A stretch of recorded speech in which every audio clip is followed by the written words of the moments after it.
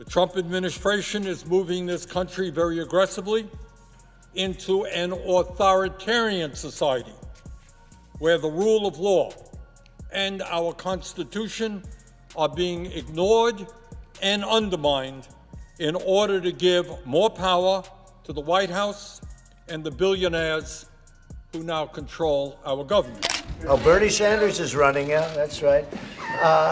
Personally, I think he missed it. Trump is absolutely unraveling, and honestly, it's peak entertainment. Why? Because Bernie Sanders just scorched Elon Musk so badly, SpaceX might need to file a missing ego report. Trump's response? Imagine a Yelp review written in all caps by someone who just discovered their country club serves almond milk. It's a full-blown meltdown meets billionaire drama, and it's unfolding faster than a crypto crash. Bernie's takedown will have you laughing, gasping, and wondering if Trump's internet connection is powered by rage alone. Let me begin by just telling you what you already know, and that is that under Donald Trump, this country is hurtling rapidly toward oligarchy, toward authoritarianism, toward kleptocracy, and toward more and more income and wealth inequality. That is what is happening. Somewhere between his third tantrum and fifth Diet Coke of the morning, Donald Trump managed to outdo even his own brand of chaos. This wasn't just another meltdown. This was the Super Bowl of unhinged, and he was playing every position enter. Bernie Sanders, the no-nonsense grandpa with a folder labeled receipts, ready to drop truth bombs with surgical precision. One brutal fact-check later, and Trump looked like he needed an emotional support cheeseburger just to make it through the fallout. Musk and the other billionaires who are strongly supporting the H-1B program are dead wrong. American workers are there, they're just not looking for them. It all started pretty innocently, just Bernie Sanders finally hitting his breaking point with Elon Musk, strutting around like some galaxy-brained messiah of humanity. In his signature, "I'm officially done with this nonsense" tone, Bernie cut through the hype like a hot knife through tech bro ego. His message. For all of Musk's self-proclaimed genius and billionaire bravado, he's basically the world's richest welfare queen, riding high on government subsidies, crushing unions and paying tax rates so laughably low they make a kid's lemonade stand look like a charity. No fluff, no sugarcoating, and definitely no mercy. Bernie dropped the mic. It comes to questions about who is the administrator of Doge, actually. Do you believe that's an important question to have the answer to? No, the issue is not who is technically the administrator, who has the title. Elon Musk is clearly running the show, the wealthiest person in the world, who has enormous conflicts of interests, who is helping to fund right-wing extremist organizations all over the world, who is looking forward to get massive tax breaks from Congress. He's running the show. Normally, you'd expect this mess to be Musk's to mop up maybe a snarky tweet, a cringe meme, the usual sideshow.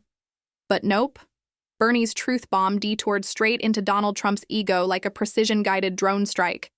Because in the gilded funhouse that is the Trump brain, all gold trim and outdated casino carpet, Elon Musk isn't just a quirky tech bro. He's the crown prince of billionaire worship, dodging taxes with a smirk, getting knighted as a self-made genius, on Fox News every other Tuesday, and living proof that if you're rich enough, reality becomes optional.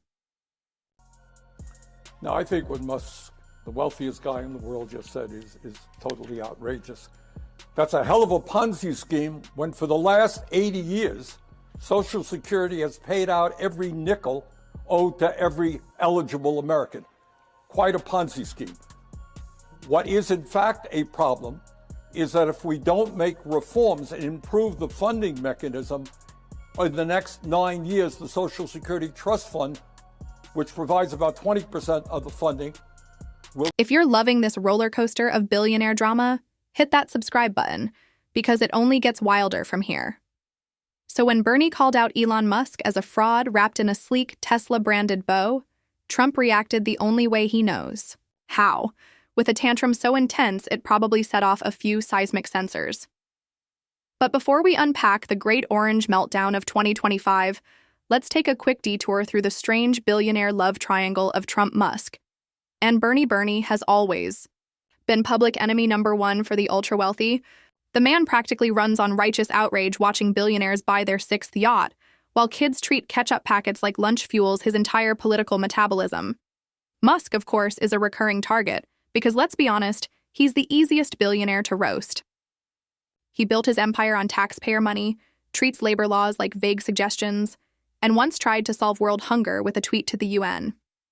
Apparently, in Elon's world, if you post hard enough, poverty just logs off Trump, meanwhile collects billionaires like they're limited edition Pokemon.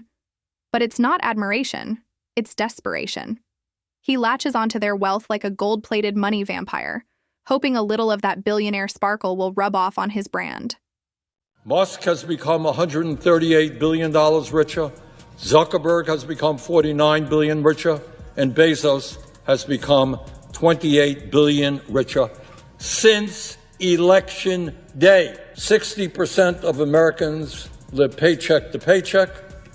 85 million Americans are uninsured or underinsured in terms of health care. Does anyone really think that the oligarchs give a damn about ordinary? To Trump, Elon Musk isn't just another billionaire. He's the embodiment of everything Trump wishes he could be. Successful without scandal, admired without begging for it, and capable of spelling industrial complex without a teleprompter. When Bernie came out swinging, landing rhetorical haymakers and peeling back the layers of Musk's empire, revealing it as a flashy, government-subsidized house of cards, Trump didn't just see Musk taking the heat. He saw himself getting torched by proxy Q the Meltdown. First came the Truth Social posts. Naturally, Trump dove in like a man possessed, hammering away on his gold-plated iPhone like it had personally betrayed him. The result?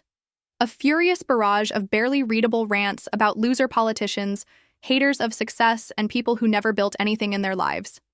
It was all the classic Trump greatest hits, only now with a new bonus track. Total Desperation Mar-a-Lago. Remix. You could practically hear the walls vibrating from the screeching tantrum. And buried beneath the typos and random capitalization, one thing was unmistakable: fear. Because Bernie wasn't just roasting Musk, he was shredding the core of Trump's fragile fantasy. That fantasy where billionaires are infallible gods, immune to criticism and adored by the masses. And for Trump, that fantasy is the duct tape barely holding his ego together. The best part? Musk barely blinked. He tossed out a couple of limp memes and half-hearted jabs, but next to Trump's full-blown meltdown, he looked borderline serene, which of course only made Trump spiral harder. Today, we are not voting on who the next Secretary of Labor is. The next Secretary of Labor, the next Secretary of Education, the next Secretary of Housing, the next Secretary of the Treasury is Elon Musk.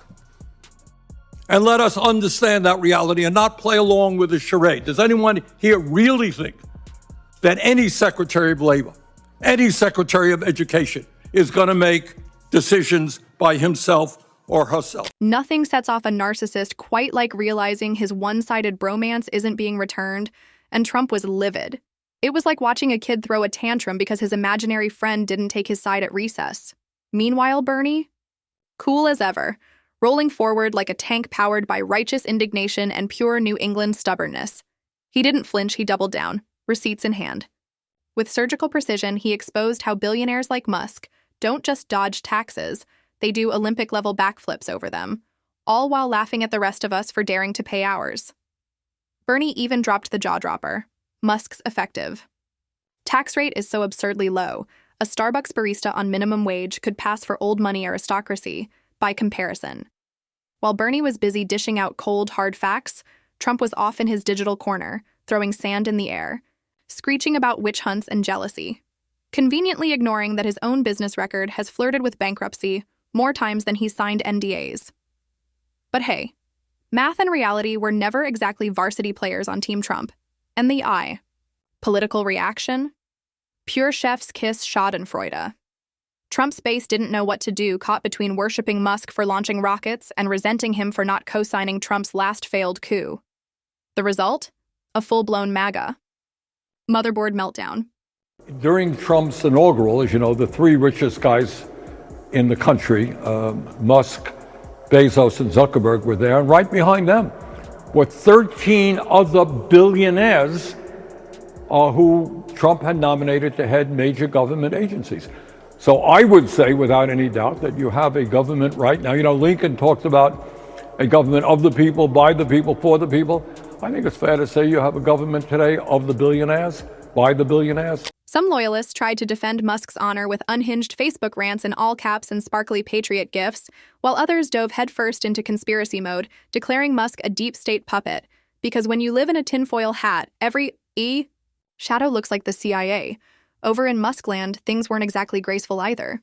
Musk, radiating the energy of the awkward kid picked last in dodgeball, lobbed a few smug tweets about free speech and the haters before quietly slinking off. It's almost like being a billionaire comes with a built-in ego shield. Don't care, too rich to hear you. Meanwhile, Trump was still pacing the gold-drenched halls of Mar-a-Lago like the Cheeto-colored ghost of Christmas past, ranting to anyone within earshot, which at this point mostly means overworked waitstaff and a couple of shell-shocked interns rethinking every life choice that led them there. But here's the real kicker. Trump wasn't just mad that Bernie went after Musk. He was seething because Bernie shattered the myth Trump's been selling for decades that billionaires are smarter, better, and naturally entitled to dodge taxes, crush unions, and hoard wealth like it's going extinct. Bernie Tory, that illusion apart like a disappointed kid unwrapping socks on Christmas morning, unimpressed, unbothered, and already moving on. I was at the Trump inauguration yesterday, and needless to say, I disagree with much of what he had to say. But what really struck me, however, is not what he said, which was not surprising given his rhetoric, but what he didn't say, The simple truth is that Donald Trump gave a major speech, the first speech of his second presidency, and ignored virtually every important issue facing the working families. And that hit Trump harder than any lawsuit, criminal charge, or half-empty rally ever could. It's honestly hilarious how paper-thin the billionaire ego really is. One minute they're preaching about free speech and the glory of capitalism, and the next they're sobbing into their gold-threaded pillows because someone dared to mention they haven't paid fair taxes since VHS was cutting-edge tech. Trump's meltdown had nothing to do with policy, and it wasn't even really about Bernie. It was about the implosion of a myth he's clung to like a life raft in a sea of indictments, bankruptcies, and broken promises, with one calmly delivered reality check that maybe, just maybe, billionaires aren't untouchable demigods. Bernie punctured Trump's fantasy world like a balloon at a kid's party. And watching Trump scramble to patch that hole with cheap slogans and empty chest thumping, pure cinema the fallout, almost poetic. Trump's diehards, bless their deluded little hearts, scrambled to spin it. Bernie's just jealous, they cried. Musk is a genius, they insisted. Trump's the real victim, they wailed into the digital void, like shouting into a hurricane made of facts. If he's running the show, but not on paper, as they essentially argue, but you say in practice, he basically is. You're a co-equal branch of government as a senator on Capitol Hill. I kind of thought so, but I think you have to explain that to the president. Do you feel that you have oversight when it comes to what Elon Musk is doing? Look, what we're seeing right now, Caitlin, is a very dangerous moment. I'm laughing here, but it is not funny. This country is moving very rapidly under Trump into an authoritarian form of society. Meanwhile, Musk went right back to doing what he does best, quietly cashing government checks while cosplaying as a rebellious outsider. And Bernie? Bernie kept doing what he's always done, standing up for the working class, dropping uncomfortable truths like anvils, and giving exactly zero you-know-whats about billionaire crocodile tears. If anyone still had doubts about how thin-skinned Trump really is, this little saga sealed the deal. A real business titan doesn't spiral into a rage spiral just because a cranky senator points out his billionaire pals are glorified freeloaders. But then again, Trump's business legacy has always leaned more Titanic disaster than Titanic success. Just fewer lifeboats and a whole lot more lawsuits. Watching Trump lose it because someone dared to suggest billionaires might not be the self-made saviors of the American dream is like watching a magician scream at the audience for noticing the rabbit was in his sleeve the whole time. The trick was never impressive. It was just impressive how long he got away with pretending it was. By week's end, Trump was still rage posting about how Bernie Sanders hates America because apparently suggesting billionaires pay taxes is now an act of treason. Somewhere in that fever dream of logic, he even tossed out bizarre praise for Musk's bravery in building rockets. As if Elon hand-welded the Falcon 9 using raw grit and bootstrap energy, while Trump held the flashlight and offered motivational slogans like "Make Mars Great Again." Security is the biggest Ponzi scheme of all time. Basically, people are living way longer than expected.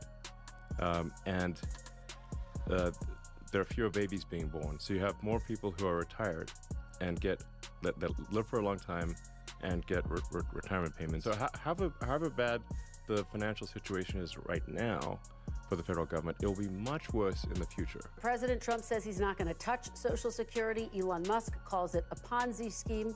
Do you agree? No, I think what Musk, the wealthiest guy in the world, just said is totally outrageous. It's honestly tough to pick the most entertaining part: Trump's cringeworthy attempt to turn Musk into some kind of free market martyr, or the fact that Musk himself looked like he'd rather be anywhere else than dragged into Trump's bizarre pity party. In the end, Bernie's takedown wasn't just about Elon Musk. It was about exposing the whole broken system, a system Trump reveres because it props him up, flatters him, and lets him dream he's a genius at exploiting it. Bernie yanked the mask off, revealing that beneath all the talk of innovation and genius was just the same tired con, dressed in a shinier suit. For Trump, who's built his entire persona on the illusion of billionaire exceptionalism, that truth was too much to handle. So next time you catch Trump red-faced, shouting into the void about witch hunts and jealousy, just remember, it's not about Bernie. It's not even about Musk. It's about the one thing Trump can't stand being exposed for what he really is: a guy who's desperate to sit at the billionaire's table but can't even pick up the check. And if you're feeling generous, maybe light a candle for him. Or better yet, a flaming bag of tax bills. Because if there's one thing Trump fears more than jail time, lawsuits, or reading a book, it's the cold, hard truth. And thanks to Bernie Sanders, that truth just went viral. You heard tonight, President Trump has been very effective in creating what I would call a parallel universe for his supporters. A set of ideas that either have no basis in reality or in the great scheme of things are nowhere near the most important concerns of the American people. And one way that he does that is through the concept of the big lie, and boy, did we hear that. Just when you thought the circus couldn't possibly add another ring, picture this. In a dimly lit Mar-a-Lago lounge, a faint scent of expired self-tanner and crushed dreams hangs in the air as a secret billionaire support group kicks off. Trump's collapsed into a gold-plated armchair, dramatically dabbing his eyes with a monogrammed napkin, while Musk nervously spins a fidget spinner made of actual moon rocks. Meanwhile, Jeff Bezos, draped in a hoodie more expensive than most people's homes, is handing out tissues like they're party favors. They take turns whining about how mean Bernie Sanders is and how unfair it is that someone without a fleet of yachts would dare hurt their feelings.